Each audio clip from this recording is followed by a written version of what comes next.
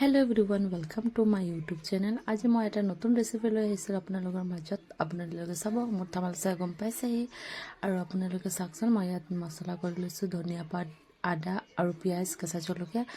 পিঁয়াজ এটা কুচি কৰি কাটি লৈছোঁ, আলুকেইটা উহাই লৈছোঁ, বহাই দিছোঁ কেৰাহীত দি দিছোঁ অলপ তেল, ৰিফাইন অইল ব্যৱহাৰ কৰিছোঁ। আপোনালোকে সৰিয়হৰ তেল থাকিলে ব্যৱহাৰ কৰিব।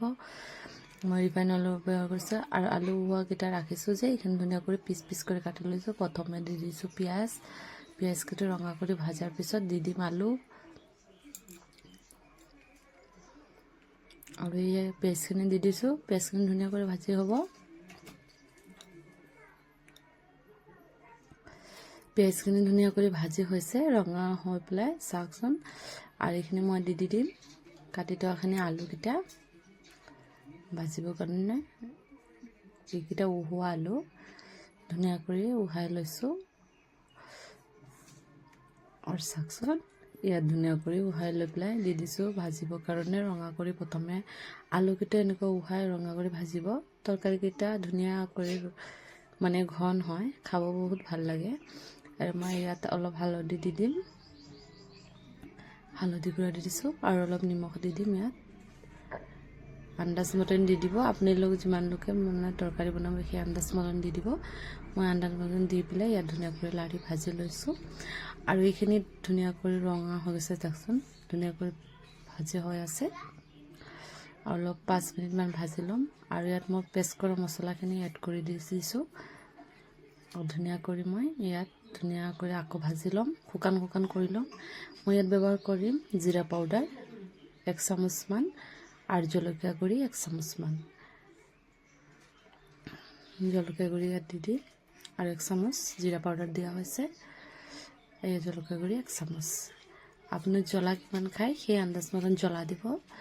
মই যিমান খাওঁ ইমান দিছোঁ আৰু ধুনীয়া কৰি মছলাৰ লগত একেলগে মিলাই পেলাই ধুনীয়াকৈ ভাজি ল'ম।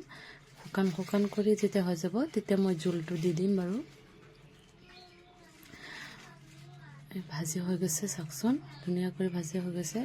তলফৰে তেল ওলাই গৈছে আৰু তেলকেইটাও চাওকচোন ইমান ধুনীয়া হৈ আছে। মছলাকেইটা পূৰা ঘন হৈ গৈছে, আলুৰ লগত একদম মিক্স হৈ গৈছে।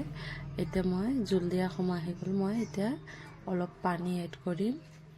অলৰেডি আলুকেইটা উহোৱা হৈ আছে, সেইকাৰণে মই পানীকেইটা অলপকৈ ব্যৱহাৰ কৰিম যে অলপ 10 মিনিটমান উতলোতে জোলকেইটা পাৰফেক্ট হৈ যায়। তাত মই মাছকেইটা ঢালি দিম ধুনীয়া কৰি। আৰু এই চাওকচোন কেৰাহীত নলগা নিচিনা হৈছে, চাইছে ধুনীয়া কৰি ভাজি হৈছে। মই এতিয়া ইয়াত দি দিম পানী মই এড কৰিম আৰু আপোনালোকে বেছি পানী নিদিব, অলৰেডি আলুকেইটা উহোৱা আছে, সেইকাৰণে অলপ পানী দিলেই হৈ যায়। আৰু চাওক মছলাকেইটা কিমান ধুনীয়া হৈছে, এতিয়া চাইছেনে ইমান ধুনীয়া হৈ আছে।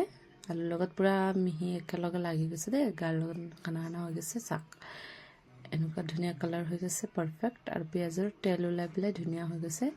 মই এতিয়া জোল দি দিম, অলপকৈ দিব নহ'লে আলুকেইটা পূৰা মিহি হৈ যাব। মই ইয়াত অলপকৈ জোল দিছোঁ। আৰু আপোনালোকে কোনে মোৰ ভিডিঅ' চাই ভাল লাগে প্লিজ মোৰ ভিডিঅ'টোত লাইক কৰিব আৰু কমেণ্টত জনাব, লগত শ্বেয়াৰ কৰি দিব। আৰু আপোনালোকৰ যদি মোৰ নতুন হৈ থাকে মোৰ নতুন চেনেলটো ছাবস্ক্ৰাইব কৰিব নাপাহৰিব, ছাবস্ক্ৰাইব কৰি দিব।